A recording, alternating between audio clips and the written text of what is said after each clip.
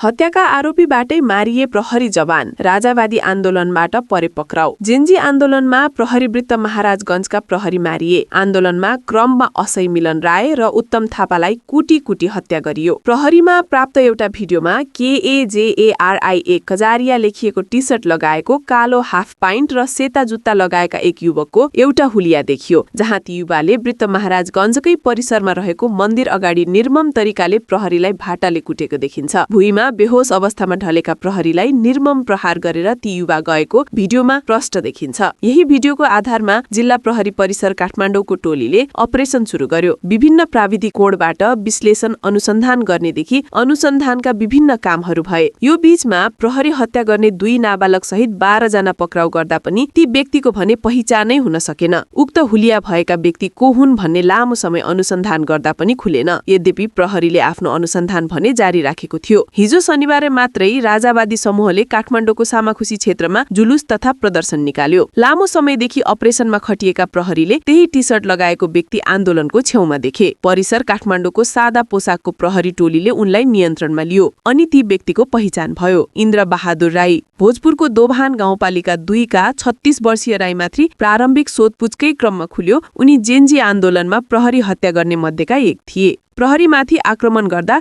उनले लगाएको T short नै लगाएर राजावादी प्रदर्शनमा पुगेका थिए। उनी प्रदर्शनमा जानुको पछाडि जेन्जीको प्रदर्शनमा जस्तै घुसपैठ गरेर अर्को कुनै घटना गराउनु हुन सक्ने प्रहरीको बुझाइ छ। प्रहरीले नियन्त्रणमा लिएर उनको पवित्र नगरस्थित कोठा खानतलासी गर्दा प्रहरी हत्या गर्ने क्रममा लगाएको जुत्ता मात्रै होइन, प्रहरीबाटै लुटिएको पेस्तोलदेखि गोलीसम्म फेला परे। उनको कोठाबाट टाइप 54 लेखिएको पेस्तोल, त्यसको म्यागजिन र 7 राउन्ड गोली फेला परेको परिसरका प्रमुख तथा एसएसपी रमेश थापाले बताए। सार्वजनिक भिडियोमा उनले वृत्त महाराजगञ्जका प्रहरी जवान उत्तम थापालाई आक्रमण गरेको देखिन्छ। उनी विरुद्ध यस अघि पनि हत्यामा मुद्दा चलेको देखिएको परिसरका एसपी तथा प्रवक्ता पवन कुमार भट्टराईले बताए। 2080 सालमा उनी विरुद्ध महाराजगञ्जबाटै मुद्दा चलेको देखिएको छ। पक्राउ परेका उनी विरुद्ध काठमाडौँ जिल्ला अदालतबाट 5 दिनको म्याद लिएर अनुसन्धान अघि बढाइएको छ।